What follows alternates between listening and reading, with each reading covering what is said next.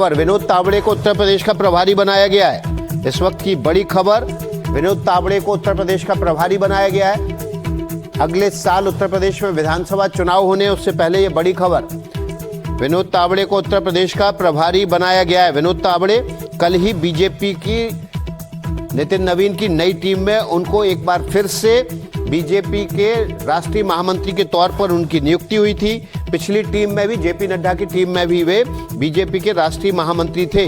अब ये खबर आ रही है बीजेपी ने जो प्रभारी बनाया उसमें यूपी में विनोद तावड़े को, पंजाब में सतीश पूनिया को और गुजरात का तरुण चुग को प्रभारी बनाया गया है। देखिए, यूपी और पंजाब में अगले साल चुनाव होने हैं, गुजरात में भी अगले साल के आखिरी में 2027 के आखिरी में चुनाव होना है और इन तीनों चुनावी राज्यों के लिए प्रभारियों की घोषणा कर दी गई है। सतीश पूनिया राजस्थान से आते हैं, पहले प्रदेश अध्यक्ष रहे हैं। कल ही नितिन नवीन की टीम में उनको दायित्व दिया गया है, उनको राष्ट्रीय महामंत्री बनाया गया है। जबकि तरुण चुग पंजाब से आते हैं, पिछली टीम में यानी कि जेपी नड्डा की टीम में वे राष्ट्रीय महामंत्री थे, लेकिन उन्हें गुजरात का प्रभारी बनाया गया है। अखिलेश शर्मा हमारे वरिष्ठ सहयोगी इस खबर पर ज्यादा जानकारी के साथ जुड़ गए हैं। अखिलेश, जिन राज्यों में अगले साल चुनाव होने हैं उन सभी राज्यों के प्रभारी अभी से तय कर दिए गए। बिल्कुल, और ये बड़ी खबर है। 3 राज्यों के प्रभारी बना दिए गए हैं, उत्तर प्रदेश, पंजाब और गुजरात के। उत्तर प्रदेश में विनोद तावड़े जो कि बीजेपी के राष्ट्रीय महामंत्री हैं, राज्यसभा के सांसद हैं, उन्हें प्रभारी बनाया गया है। साथ ही जगदीश ईश्वर भाई पटेल को जो कि राष्ट्रीय मंत्री हैं, उन्हें सह प्रभारी की जिम्मेदारी दी गई है। पंजाब में जहां पर कि अगले साल की शुरुआत में चुनाव होना है यूपी के साथ ही, वहां पर डॉक्टर सतीश पूनिया जो कि राष्ट्रीय महासचिव कल ही अपॉइंट किए गए और राज्यसभा के सांसद भी, उनको प्रभारी बनाया गया है। गुजरात के प्रभारी के तौर पर राज्यसभा के सांसद तरुण चुग, जिन्हें कल राष्ट्रीय कार्यालय प्रभारी बनाया गया, कल ही वो राष्ट्रीय महासचिव पद से हटे भी हैं, उन्हें गुजरात का प्रभारी बनाया गया है।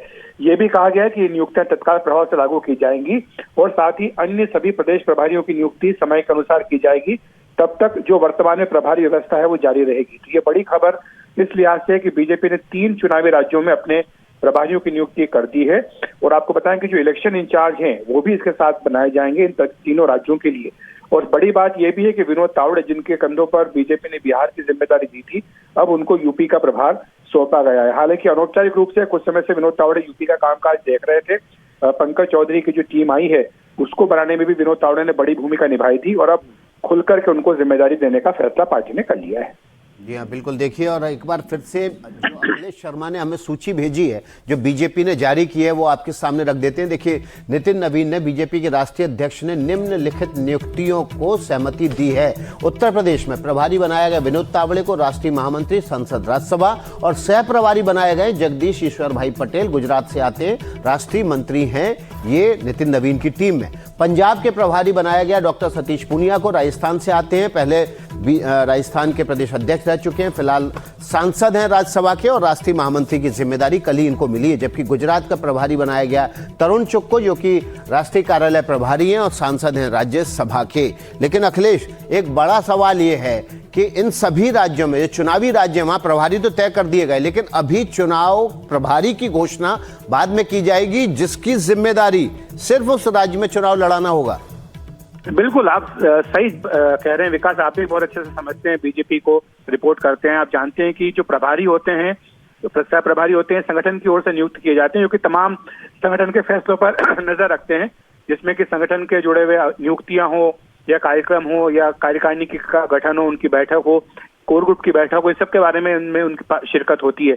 लेकिन चुनाव प्रभारी जो होते हैं उनका काम केवल और केवल चुनाव लड़वाना होता है। अमूमन पार्टी में ये जिम्मेदारी पिछले 10 वर्षों में केंद्रीय मंत्रियों को दी जाती है। तो ये देखना होगा कि विनोद तावड़े के साथ अब चुनाव प्रभारी यूपी का किसको बनाया जाएगा। माना जा रहा है कि किसी केंद्रीय मंत्री को ये जिम्मेदारी सौंपी जाएगी। पंजाब हो, उत्तराखंड हो, उत्तर प्रदेश हो, मणिपुर हो या अन्य जो राज्य यहाँ पर के विधानसभा के चुनाव अगले साल होने हैं, गुजरात, हिमाचल प्रदेश, वहां पर भी चुनाव प्रभारी पार्टी अलग से नियुक्त करेगी। लेकिन ये संगठन के प्रभारी हैं और संगठन के प्रभारी के तौर पर विनोद तावड़े को यूपी की अहम जिम्मेदारी सौंपी गई है। जी अखिलेश, एक और सवाल ये भी है कि ये तीनों जो प्रभारी हैं, विनोद तावड़े, सतीश पूनिया, तरुण चुग, इसमें से तरुण चुग जो कि पंजाब से आते हैं, वहां पर विधानसभा चुनाव भी होना है, उनको कार्यालय प्रभारी भी बना दिया, गुजरात का प्रभारी भी बना दिया गया, पंजाब में चुनाव भी है, वहां पर भी उनकी बड़ी भूमिका है। ऐसा नहीं लग रहा है कि कुछ ज्यादा ही बोझा डाल दिया तरुण चुग के कंधों पर? देखिए, पार्टी में तो ये होता ही है, जो अधिक योग्य होता है उसको अधिक से अधिक काम किया जाता है। तरुण चुग के बारे में यही कहा जाता है। हालांकि कल बड़ा सरप्राइज रहा। लोगों को ये लगा कि महासचिव पद से उन्हें हटाया गया और उनको कार्यालय प्रमुख बनाया गया, जबकि इससे पहले 11-12 साल तक अरुण सिंह पार्टी के महासचिव भी थे और मुख्यालय के प्रभारी भी थे। तो ये मान करके चला जा रहा था कि मुख्यालय प्रभारी जो होता है वो कोई महासचिव भी होता है, तो उनको महासचिव पद से कल हटाया गया था। तो इस पर लोगों को बड़ी हैरानी हुई थी, लेकिन आज ही 24 घंटे के भीतर ही पार्टी ने उनको एक बड़ी दूसरी जिम्मेदारी दे दी है। गुजरात, जो कि प्रधानमंत्री और गृह मंत्री का गृह प्रदेश है, वहां पर बीजेपी लंबे समय से सरकार में है। अगले साल के अंत में वहां पर विधानसभा का चुनाव होना है। तो ऐसे में तरुण चुग पर एक बड़ी जिम्मेदारी है, बड़ा विश्वास आप कह सकते हैं कि पार्टी नेतृत्व ने किया है और उनको गुजरात की जिम्मेदारी सौंपी गई है। जहां तक पंजाब का प्रश्न है, मुझे लगता है पंजाब में भी वो सक्रिय रहेंगे, लेकिन चूंकि राज्यसभा में उनको भेजा जा चुका है, मध्य प्रदेश से अभी वो राज्यसभा में आए हैं, तो ऐसे में उनको चुनाव लड़ने की बात तो पंजाब में है नहीं, लेकिन हाँ, चुनाव लड़वाने में उनकी पंजाब में भूमिका जरूर रहेगी। बिल्कुल, अब पंजाब बहुत क्रूशियल है इस बार, बीजेपी वहां पर पूरा जोर लगा रही है। पंजाब की बात कर रहे हैं तो अखिलेश, ये जानना भी जरूरी है, सुखबीर बादल ने पिछले दिनों प्रधानमंत्री नरेंद्र मोदी से मुलाकात की थी। उसके बाद से हमने देखा कि बीजेपी के जो पंजाब के प्रदेश अध्यक्ष हैं वो भी दिल्ली आकर मिले। उन्होंने भी सुखबीर बादल के उस बयान के समर्थन में बयान दिया जिसमें उन्होंने कहा था कि जो महिला आरक्षण बिल है और डिलिमिटेशन बिल है उसके सपोर्ट उनकी पार्टी देती है। क्या लग रहा है आपको, कब तक गठबंधन का ऐलान हो जाएगा? भीतर की खबर क्या है? देखिए, इस पर पार्टी नेतृत्व को निर्णय करना है। पार्टी की जो स्टेट यूनिट है, आरएसएस है, साथ ही अकाली दल है, ये सब चाहते हैं कि वहां पर बीजेपी और अकाली दल का गठबंधन हो। लेकिन अभी भी कुछ बातें इस तरह की हैं जो मुझे लगता है कि अटकी हुई हैं। पहली बात तो यही है, जो महिला आरक्षण बिल है जिस पर कि उनका समर्थन उन्होंने एश्योर किया है, पब्लिक में अनाउंसमेंट किया है। उनका हालांकि लोकसभा में एक ही सांसद है, हरसिमरत कौर बादल सांसद है लोकसभा में अकाली दल की, तो उनका समर्थन मिलेगा, लेकिन वो तब होगा जब सरकार परिसीमन बिल लेकर के आएगी। तो मोटे तौर पर तो अभी बातचीत वही हुई है, लेकिन माना जा रहा है कि गठबंधन की दिशा में भी कदम दोनों मिलकर के आगे बढ़ा सकते हैं। जो नेता कांग्रेस से बीजेपी में आए हैं, चाहे वो पूर्व मुख्यमंत्री अमरिंदर सिंह हो या और भी नेता हो, वो सब भी इस पक्ष में है कि बीजेपी और अकाली दल का गठबंधन होना चाहिए। तो ऐसे मुझे लगता नहीं है कि इसमें अधिक देरी अब होगी, क्योंकि दोनों ये जानते हैं कि वो दोनों एक दूसरे को कॉम्प्लीमेंट करते हैं। हालांकि बीजेपी अध्यक्ष नितिन नवीन ने जब पंजाब का दौरा किया था तो उन्हें पार्टी नेताओं को ये कहा था कि इस बारे में कोई बयान न दें, सार्वजनिक बयान न दें, तो इस बारे में कोई कुछ बोलता नहीं है। लेकिन अंदर खाते ये माना जा रहा है कि शायद बात चल रही है और जल्दी इस पर कोई फैसला हो सकता है। बिल्कुल, और इस पर फैसला हो सकता है, लेकिन गठबंधन का स्वरूप क्या होगा अखिलेश? अगर डिस्कस करें, जो आखिरी गठबंधन जिसमें चुनाव लड़ा गया था बीजेपी और सुखबीर बादल की पार्टी अकाली दल के बीच, उसमें बीजेपी को 23 सीटें दी गई थी विधानसभा में। इस बार क्या बीजेपी उससे आगे जा सकती है? क्योंकि पिछला चुनाव जब दोनों ने अलग मिलकर लड़ा तो बीजेपी 35 करीब ऐसी सीटों पर हारी जहां पर जो हार का अंतर था वो 5000 वोटों से कम था। इस बार बीजेपी उन पर दावा ज्यादा मजबूती से दिखाएगी? बिल्कुल दिखाएगी, और आपने बिल्कुल सही प्रश्न पूछा है विकास, क्योंकि ये एक विवाद का विषय रहा है।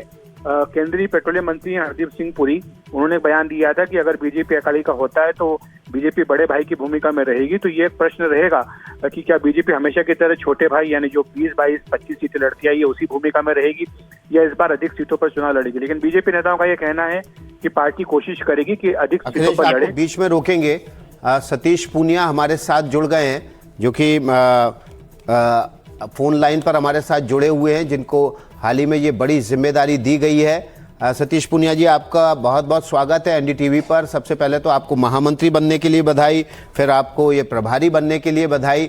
अब सबसे पहला मेरा सवाल ये है कि जब इतनी बड़ी जिम्मेदारी आपके कंधों पर आई है तो किस दिन से कार्य की शुरुआत करने जा रहे हैं आप? एनडीटीवी को बहुत धन्यवाद मुझे जोड़ने के लिए, और मेरे तमाम पार्टी के शीर्ष नेतृत्व को भी कि मुझे इस योग्य समझा। कोशिश रही है कि पार्टी ने जब भी जो जिम्मेवारियां दी है उसको, चाहे प्रदेश अध्यक्ष के रूप में या किसी प्रदेश के प्रभारी के तौर पर, तो पंजाब में भी क्योंकि चुनाव है, संगठन को भी दुरुस्त करना और उसके साथ जो रणनीतिक और राजनीतिक चीजें हैं उसको भी ठीक करना, और पंजाब में पार्टी का प्रदर्शन अच्छा हो, इसके लिए मेरी तरफ से पूरी कोशिश रहेगी कि जो अपेक्षा मुझसे की है केंद्रीय नेतृत्व ने, मैं उसको पूरा करूं। सतीश पूनिया जी, अभी पिछले कुछ दिनों पहले सुखबीर सिंह बादल ने प्रधानमंत्री नरेंद्र मोदी से मुलाकात की थी और उसके बाद अगले दिन अकाली दल की बैठक के बाद उन्होंने एक निर्णय सुनाया कि वो जो महिला आरक्षण बिल है और डिलिमिटेशन बिल है उसके समर्थन में है। उनकी पार्टी का एक सांसद भी है। तो ऐसी सूरत में आपको लग रहा है कि अब एक बार फिर से अकाली दल और बीजेपी का गठबंधन पंजाब में हो सकता है? देखिए, मुझे कुछ चीजें अभी समझनी रहेंगी, पार्टी के भी नेतृत्व से बात करनी रहेगी, एक सामान्य कार्यकर्ता से भी, जो सेंटिमेंट्स हैं वो भी, और वहाँ की जो व्यवहारिक धरातल की जो चीजें हैं। तो अभी थोड़ा प्री मैच्योर होगा किसी भी बारे में कोई अनुमान लगाना, लेकिन राजनीति में चर्चाओं का अपना एक स्थान है। उन चर्चाओं को तो मैं स्वागत करता हूं, लेकिन मुझे लगता है कि थोड़ा सा अभी जल्दबाजी होगी किसी भी तरीके से कुछ कहने की। लेकिन इतना मैं मानता हूं कि हम लोग भारतीय जनता पार्टी विचार और संगठन और कार्यकर्ताओं की पार्टी है, तो इस लिहाज से हम अपनी कोशिश करेंगे भविष्य में केंद्र का भी निर्देश क्या रहता है और वहां के पंजाब का मिजाज क्या है, इन सारी चीजों को मुझे लगता है समाहित करेंगे। जी, वैसे तो एडजॉइनिंग स्टेट है राजस्थान का पंजाब, और आप पंजाब में कई बार ट्रैवल भी करते रहे राजनीतिक कार्यों से भी और वैसे भी। आपका अपना आकलन अभी तक का क्या रहा है पंजाब को लेकर? क्या वहां पर अकाली दल और बीजेपी का जो ऐतिहासिक साथ था, सामंजस्य था, उसको साथ लेने की, आगे साथ लेकर बढ़ने की जरूरत है? देखिए, भारतीय जनता पार्टी ने याद करेंगे अटल जी के युग से गठबंधन की राजनीति को, और मेरे ख्याल से एक मजबूती दी है। लोकतंत्र की अक्षुण्णता के लिए जहां जरूरत हुआ हम लोगों ने आपस में समझौते भी किए और लंबा चलाया उनको। इसमें कोई दो राय नहीं है कि अकाली दल के साथ में एनडीए का पार्ट होने के कारण और बीजेपी के साथ प्रकाश सिंह बादल जी के साथ में एक अच्छी केमिस्ट्री थी वाजपेयी जी की और बादल साहब की। तो परंपरा तो अच्छी रही है, लेकिन क्योंकि मैं हरियाणा का प्रभारी रहा अभी, और उसके बाद फिर मैं राजस्थान में लंबे समय तक काम करता रहा, तो पंजाब के मिजाज को कुछ कुछ मैं समझता हूँ। तो जैसा मैंने कहा है कि राजनीतिक और रणनीतिक रूप से अभी कुछ भी कहना तुरंत जल्दबाजी होगी, लेकिन पार्टी के लिए जो योग्य होगा वो सब करेंगे। जी, अभी जो माहौल है सतीश पूनिया जी, जो तमाम सर्वे भी आ रहे हैं और जो माहौल राजनीतिक विद्यार्थी के रूप में हम कभी समझ पाते हैं, तो वो ये है कि आम आदमी पार्टी के खिलाफ वहाँ पर एक माहौल बनता हुआ दिख रहा है, और इस माहौल को बनाने में विपक्षी दलों की एक अहम भूमिका है। जो पार्टी के अलग अलग दलों के इंटरनल सर्वे हैं उसमें अभी भी आम आदमी पार्टी नंबर 1 है, लेकिन कई सर्वे में ऐसा सामने आया है कि अगर बीजेपी और अकाली दल मिल जाएं तो उनका वोट शेयर आम आदमी पार्टी से ऊपर चला जाएगा।